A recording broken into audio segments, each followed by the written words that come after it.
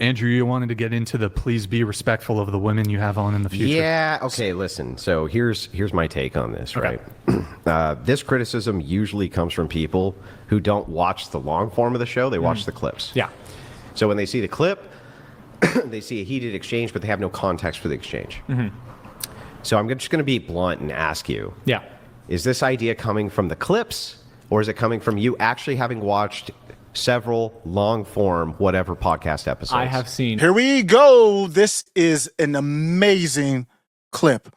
I hope I do it justice. I hope you enjoy this one. Man, this was fascinating. This is Andrew Wilson, and I honestly don't even know who Mustachio is right there. I'm just calling him right now male feminist, but because I side with, we'll just tell you right up front, I side with Andrew Wilson here. This is Andrew Wilson, debate bro, featured, a frequent feature on reactions to the After Show Carnage channel.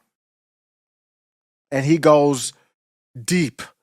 This is a deep one, y'all. This is about as deep as you can get and enjoy After Show Carnage. The Whatever podcast is a surprising type of show. The Whatever podcast, this is where Andrew Wilson is going on, is hosted by Brian Atlas. And this male feminist is about to get, let's just say, exposed. It's a show where people usually talk about, where I say people, they bring on e-girls, only fool girls, that type. And then there's a clash of cultures, which makes for great commentary, great videos. The Whatever podcast is actually outstanding. Remember when Mary Morgan was on there? If I can say friend of the show, hopefully she still is. I'm a big supporter of her and Brett on Pop Culture Crisis. She just destroyed. Here we go.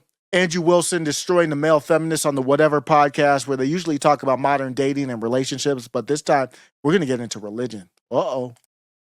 One or two full 7-hour, all 14-hour of your guys' content. Yeah, so then I don't understand the criticism, because you should know then that almost always the conversations are very kind of mundane.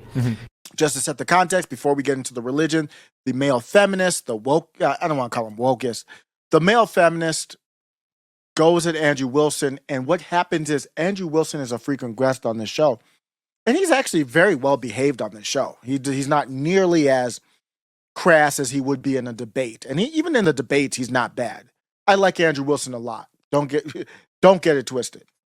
But this male feminist, and this is why we're just going to call him that, is trying to cape and say, well, aren't you a Christian, Andrew Wilson? We're on the Whatever podcast, and you're a frequent guest. I know you do this show called The Crucible. Why aren't you acting like a Christian? I'm just paraphrasing what he's saying. The guy on the right, Mustachio, is saying, why don't you act like a Christian and treat these heathens or these women of the night or the women of the internet, the women of the only fools, these degenerates, why don't you treat them better? Because you know who would have. Let's get back to the clip. Now you understand the first area of attack, where Andrew Wilson is saying, what am I saying that's wrong? What am I saying that's disrespectful? And talk about kind of mundane things. They only get heated if we kind of brush up against political topics, or when ideologies begin to converge, right? That's not only expected, but I don't even understand why you would have a problem with that. You know for sure that that's the most divisive thing on planet Earth you're carrying around with you. Oh, yeah. So what the hell is this criticism? What he's pointing to is the Bible. Where do we get this thought that everything's going to be hunky-dory and Christians are going to walk around and never have to exert themselves, never have to defend themselves? We get that from these lame ad campaigns like He Gets Us. Can you repeat the question one more time? Yeah, it's be respectful to the women's, because you're going to hurt their feeling. They won't come back to the show. Yeah, the criticism was specifically directed to people who had opened up about being bullied before and receiving a lot of harassment for their character, and then doubling down on that after you had already shattered their worldview, and like I said, not presenting them with the truth. And I ultimately feel like that's more condemning than anything. Have you ever heard the term crybully? Say it again? Have you ever heard the term crybully? No. So crybully is somebody who they come on, they do the bullying, but then when you hit back, they cry about it. Hurt people hurt people. Right. Oh, you're this, you're that, you're this. Yeah. You hit them back with one thing, and suddenly, I can't believe you said that to me, right? If you've watched these long-form episodes, you'll note that most of the time, I just match energy. Yep. So if you're pretty chill, you're pretty laid back, I'm pretty chill and laid back, right? If you're kind of loud and obnoxious, I'll be This is absolutely true from Andrew Wilson. Stay around. This is amazing. loud and obnoxious. If you want to move into personal attacks, I move right into the personal attacks, right? But what that actually does is it de-escalates a situation. So generally, when a person knows, it's just like the idea of the person who thinks they can punch you. Yeah. If they know you'll punch back, they're less likely to punch you, right? It's the same exact mentality there. We see this often on X, where I tell people, because I've been studying this communication and this battle, learning from people like Eric July and others. We're going to get into the religious part in a second, but this is important. That if somebody is attacking you with ad hominem and personally on X, the tactic that you use back on that is to go, if you want to go back at it ad hominem, if you're not above it, you don't want to really get involved with somebody that's really doesn't have the same profile as you. You want to go up, same or up. But if you want to get back, you have to be able to reply with something that they don't want discussed anymore. For example, Ian Miles Chung went after, this is going to have to be a two-parter. This is going to take a while. This is going to have to be, I'm just declaring it now, a two-parter. Ian Miles Chung went after Candace Owens recently on X. This X is where we're seeing this is real life too, but X is a great example of it. And Candace Owens quote tweeted, basically what that is a reply, if you don't know, on top of the post of somebody else about some unsavory quotes, some unsavory information about Ian Miles Chung. That debate is over because Ian Miles Chung doesn't want to continue that conversation because he's only amplifying stuff he doesn't want to hear. What Andrew Wilson is saying is, if you want to get in the gutter, then we'll get in the gutter. I'm a debater. And look how calm he is there. He's very good. So he's like, if you're calm and you want to come on some real stuff, if you want to come with genuine conversation like he did with Comic Dave Smith, we will have that. If you want to come with some name calling or whatever, we can get in the gutter and do that too. That reminds me of MGK. Remember that song he did on Eminem? Where I think he beat Eminem in that battle. You want to get gutter, we can get gutter. Let's get back to the clip. Andrew Wilson from The Crucible on the Whatever podcast. Talk about cry bullies. Yeah. Right. So the idea is not to escalate, it's to de-escalate. And the best way to do that is when somebody is giving you a certain type of energy, if you kind of give it right back to them, they tend to kind of chill out a little more. Like, you're not the guy who I want to do this with. Yeah, you're pushing back, turning. Yeah. Right. Do you actually see anything wrong with that? I understand it. I think I would, from a more biblical standpoint, I've looked a little bit into Eastern Orthodoxy. Nice eyebrow. Theosis. Process of becoming like Christ, right? I don't think I see that behavior in Christ. You mean pit of vipers, right? You're gonna go to hell. You're gonna go to hell. You're a pit of vipers. Those people were prideful and they would not recognize their sin. And I think you were in a situation. Wait, really? They were prideful, wouldn't recognize their sin, pushed back against Jesus. Said he was a false Messiah. Ended up putting him on a cross, killing him. Yeah, those guys. Yeah. I'm thinking that in the situation of the adulterous woman, Christ actually said, "I do not condemn you." He said, "Go and sin no more." Yeah. John 8. Go and sin no more. Now, did she fight him? Was she arguing with Christ? Before, he was talking about she wasn't arguing with him. She never argued with Christ. Did she go, "You're not the son of God. Nuh-uh. I am queen of the desert. I am queen of this desert. You are not the son of God." Did she do any of that? Or did she agree with him and then he told her to go sin no more? Go sin no more. So have you ever heard a woman go, "Andrew, I agree with you. I should stop being a prostitute"? And I was like, No, that's not good enough. Yeah. You must be punished. Does that ever happen? I haven't watched all your episodes, but I would say that sometimes you could have the discernment to see someone who is projecting and who is a hurt person that is hurting other people, and you could meet them with compassion and say, "Listen, I'm actually not going to engage and go tit for tat with the name calling and with all of these things, and you've actually exposed one of the reasons why you're probably doing this because of a prior wound from someone else." Okay, before we get there, I got to give Andrew Wilson. That was high level. This feminist dude is not some idiot. I'm not saying this to say he's some stupid guy or anything. He probably knows way more about the Bible than I do. I'm going to break down the story real quick from the context of what they're talking about to make sure we are on the same page. I am going to bring this back. What? I didn't want to interrupt it. It took, I've already seen it multiple times. It took everything in me not to interrupt, but now you've already heard it. Let's go back to this part right here and break down what's really going on. What an amazing, quick, clear dissection. Andrew Wilson took out the scalpel on this, bruh. I'm pretty chill and laid back, Yeah. right? If you're kind of loud and obnoxious, I'll be loud and obnoxious. If you want to, do you actually see anything wrong with that? I understand it. I think I would, from a more biblical standpoint, I've looked a little bit into. So at that point, see, Andrew Wilson and I are, I'm not any debate, bro, but I listen to a lot of these. I'm not a quarterback. I just play one on Mondays. If you are watching this, I do these on podcasts too, but if you're watching this on YouTube, if you can see the look on Andrew Wilson's face, as soon as I first heard this, and he said from a biblical perspective, we knew I already knew where he was going to go. I didn't know what story he was going to bring up, but Andrew Wilson has his eyebrow furrowed. He's like, okay, where are you going, bro? Andrew Wilson's like, don't do this with me right now. That quickly. That's how quickly debate bros think. Let's go back to this. Eastern Orthodoxy, nice eyebrow, theosis, process of becoming like Christ, right? I don't think I see that behavior in Christ. You mean pit of vipers? See, he didn't even get it out. He was like, I don't see that behavior in Christ. He was a pit of vipers.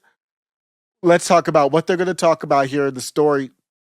We're going to go back to the Pharisees, and yes, the Pharisees were the real. If you want to talk about who's a Jew, well, you can talk about. During that time, the Pharisees were Jews, completely different than the Ben Shapiros of today. They not the same thing. The Pharisees were an influential Jewish sect back in the day, way back in the day. They emerged during the Second Temple period in ancient Judea. They were known for their strict adherence to the Torah and oral traditions, and played a significant role in shaping Judaism. They were mostly middle-class businessmen and leaders of synagogues, and they had considerable influence over the common people. So the story that they're talking about in John 8, a very famous story, you might know, the story of, I don't think the woman was ever named, it was an adulterous woman, a promiscuous woman, a sinful woman. And it was a powerful example of how Jesus would handle an interaction like this, where the Pharisees brought the woman to Jesus. And they were basically trying to test to see what Jesus would say. So they brought the woman. Jesus was teaching in the temple at the time. When the scribes and the Pharisees brought this woman, this adulterous woman, in this example, this adulterous woman represents the typical whatever e-girl, everything hanging out girl, leaves nothing to the imagination girl, Nala before the fake Christian act, before she converts, before she found Jesus girl. And that's the woman. So they brought the woman in front of Jesus. And what happened? They asked Jesus, what do you think about this e-girl, basically? They said, according to the law of Moses, this woman should be stoned until she's unlived. They wanted to test him to see what he would say. Jesus bent down, wrote on the ground with his finger. They kept questioning him. He stood up and said, let him who is without sin among you be the first to throw a stone. The famous line. That's what the feminist is going at. I'm going to go back to the clip and then continue the rest of the story. Just unbelievable stuff here. Great work from the Whatever podcast. Andrew Wilson, Crucible. Let's get back to it. Right? You're gonna go to hell. You're gonna go to hell. You're a pit of vipers. Those people were prideful and they would not recognize their sin. Oh. And I think I think you were in a situation. Wait, really? They were prideful, wouldn't recognize their sin, pushed back against Jesus, said he was a false Messiah, ended up putting him on a cross, killing him. Remember who's saying that. Let's just say this. Who said that about Jesus? Yeah, those guys? Yeah, I'm thinking that in the situation of the adulterous woman, Christ actually said, I do not condemn you. He said, go and sin no more. Yeah, John 8. Go and sin no more. Now, did she fight him? Was she arguing with Christ? So let's continue the story now. You see where he said, Jesus did not condemn her. Jesus said, so the purpose of it is saying, and I agree with this line, obviously, I agree with this line, but let's see what's happening is this male feminist is the he gets us type of dude. And the he gets us are the Christian ads that you might see during events like the Super Bowl. And they look, if you don't, they can trick you so much into watering down Christianity. If you don't know this stuff, if you don't think through these things, it portrays Jesus as very simplistic, appealing to everything and everybody. That's not true. That's not true. They overemphasize being relatable. That's not true. That's toxic tolerance. They avoid hard truths. They avoid taking a stance. Jesus did not do that. Jesus said, everyone's a sinner. So why are you bringing her to me? Sin is sin. So if you haven't sinned, then you go ahead and throw the first stone. And they all had to walk away because we all know we're all sinners. That applies to the rainbow. So when I talk about the rainbow and all that, it is the rainbow people walking around with their pride and all that. It is not hate against the people. It is hate against the idolatry of the idea of the rainbow. It is the dislike. It is the disapproval of what is overt sin. Nobody is perfect.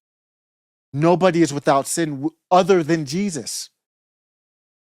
So if you are judging the rainbow people, and you can argue it's an abomination, and we're not going to get into that right now. It's worse than sin, but you're still with sin. I don't want to hear what you have to say about an abomination if you're with sin. And that's everyone.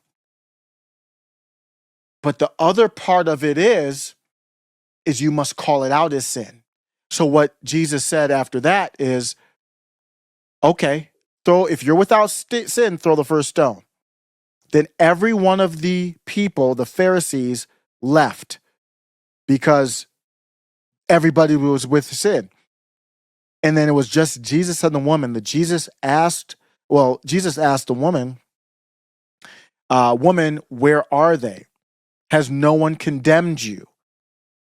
She replied, no one, Lord. Jesus then said, neither do I. That's what the male feminists were saying. Jesus did not condemn. But then Andrew Wilson was like, wait a second, don't cut the quote off. Jesus said, go on. And from now on, sin no more. Meaning, I will acknowledge I am not without sin, but that doesn't mean I'm not going to call out your rainbow sin. That doesn't mean I'm going to be on the whatever podcast and not call out your sin.